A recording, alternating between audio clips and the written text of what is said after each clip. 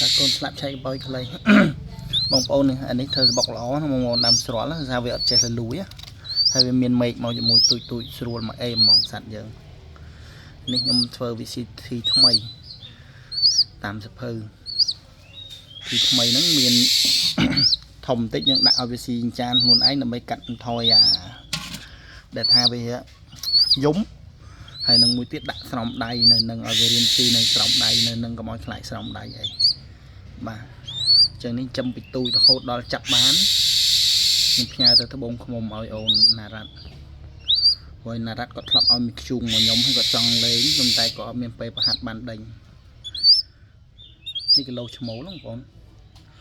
ទូចជាងគេ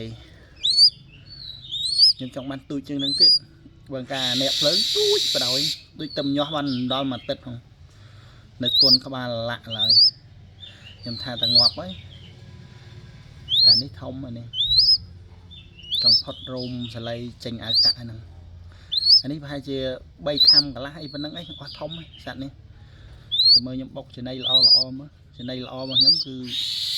កណ្ដុរបាទ